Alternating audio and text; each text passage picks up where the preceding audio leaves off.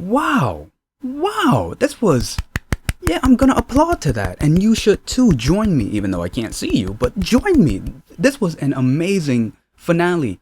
In my review for episode 15, I did have a thought of the finale not being as amazing or even at the same level as episode 15 because they went all out for episode 15. It was just disbelief after disbelief. I'm glad I was proven wrong because the finale was the finale. It was just wow. So at the beginning of the episode, we have Gaon telling Elia that the church fire was not started by YoHan and he blames himself for getting YoHan arrested. I'm glad he didn't tell her the truth, but even if he did, it would have been a crazy way to start the finale. And then after that, we see Gaon at the police station, basically blaming himself for making a false accusation about YoHan and he wanted to be arrested, but the cop was like, we ain't having that. And then after that, we see YoHan in prison walking to his cell.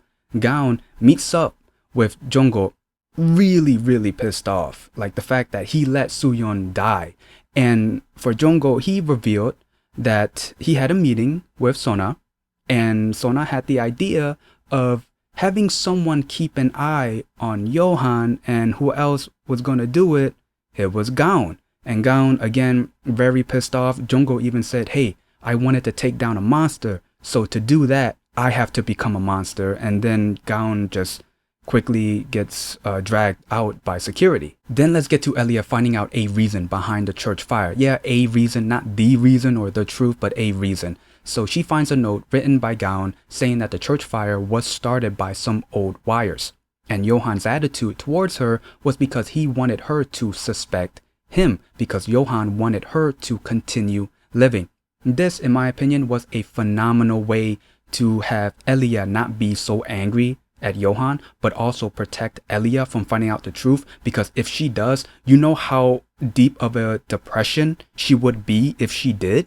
Then let's get to the foundation and then eventually the medical center. So first, the members of the foundation, they are so happy that YoHan is out of the equation. But for Sona, she's having her speculations towards Jungse. So she told Jae to keep an eye on him and look into the dream home accommodations. This is where we see Gaon sneaking into the Dream Home Medical Center. What he finds in there is very He finds people in pain. And the people there are from the previous episodes in that one town. It feels like a long time ago, but yeah, it was those people that were dragged into the vans by the guys in black suits and the guys in the white suits. Yeah, I forgot which episode. It feels like a long time ago, but yeah, those were the people. And then we see Jungse arriving at the medical center. So the purpose of that center was to create a vaccine, and he's using humans as an experiment. And what he said was very disgusting. He says, you know how much money people are worth in a clinical trial? Once they pass, we remove all functional organs, and whatever's left, we export them. I'm like, did he really just say that? That is disgusting. But then we see Sona arriving at the center, and she sees that one girl that she met in a previous episode, or I think 2 previous episodes, I can't remember. But yeah, she saw her in one of the beds, and she starts crying and realizing what she has done. Then let's get to YoHan in prison and what happened on the news after we saw him in prison. So first, YoHan is fighting for his life. The first one being outnumbered, but we know he can fight. Then the second one, he almost gets stabbed by one of the inmates, and the security guard watching, he's just watching and smiling. Then the next scene on the news, it is reported that YoHan died in prison, stabbed. Everyone's in shock. Jinju, Gaon, even Sona. I don't think Sona would ever predicted him passing away in prison. I don't think she wanted him to. And when she found out the news, she was pouring wine. She was so distracted, she wasn't even aiming at her cup anymore. And also her legs gave way. So yeah, now let's get to Gaon taking a page out of YoHan's book. So first, Jonggo tied up in his office. Gaon has a bomb strapped to his body.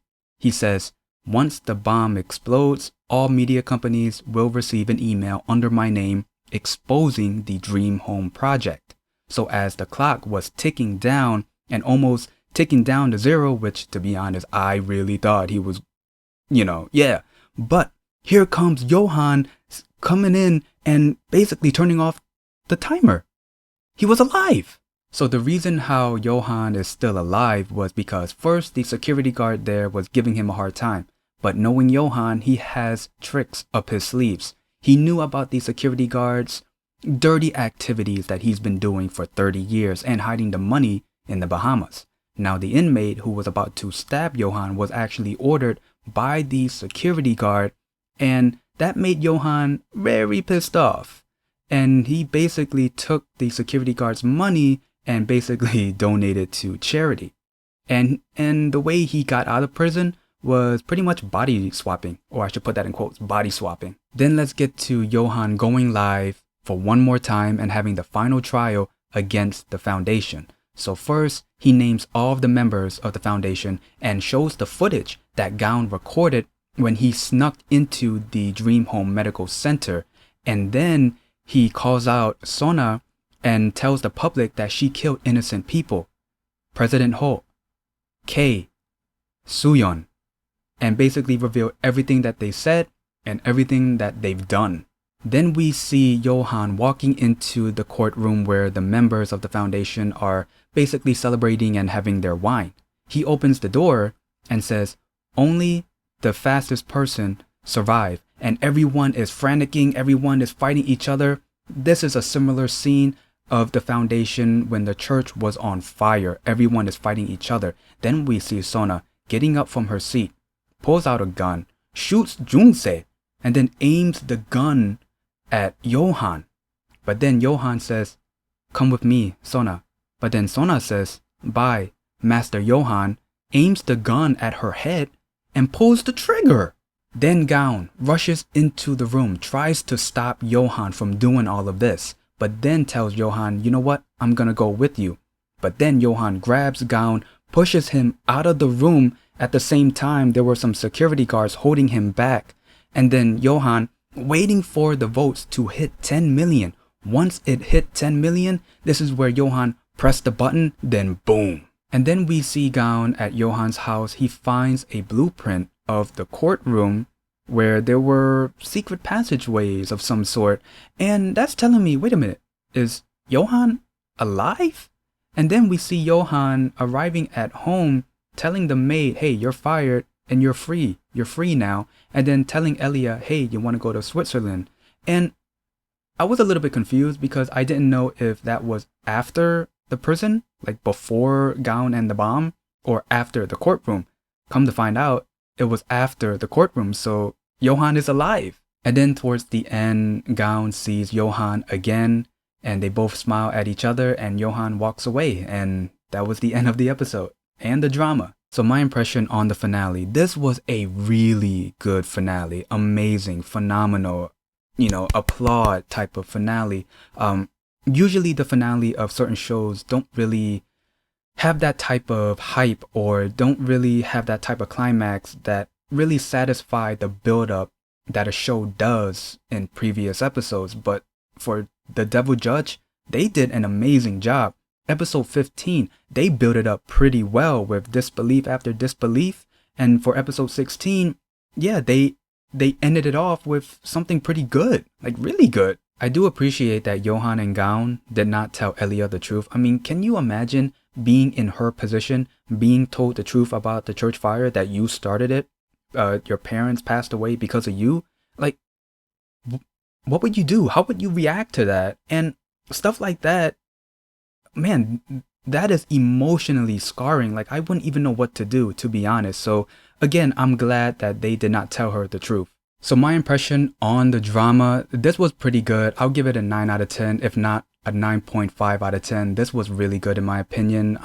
There were times where there was so much talking and I couldn't keep up. But I mean, you're watching people act, so they have to talk. But I guess there was so much talking and less action. I think that's why I kind of dropped it off, because I got a little bored.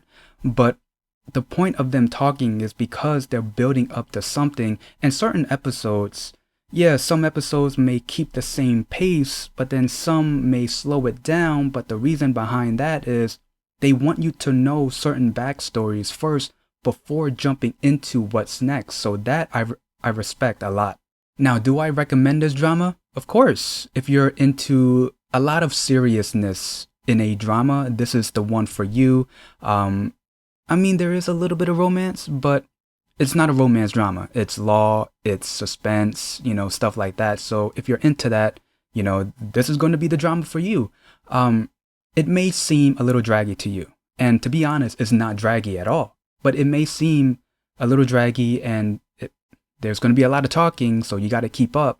But if you kind of just go along with their pace, sometimes it's fast paced, sometimes it's not. But if you just go with the flow, you're going to enjoy this drama and enjoy every suspense that happens in every episode. So I do recommend it. First, I just want to say thank you so much for everyone who have been enjoying my reviews for The Devil Judge. I know I jumped on the Devil Judge train and then jumped back off and then jumped back on again, but at this point it is what it is. But anyway, thank you so much for enjoying my videos. That's pretty much the gist of my review and the finale episode and The Devil Judge. It was a good drama. If you like this video, leave a like, comment down below, and subscribe. See ya.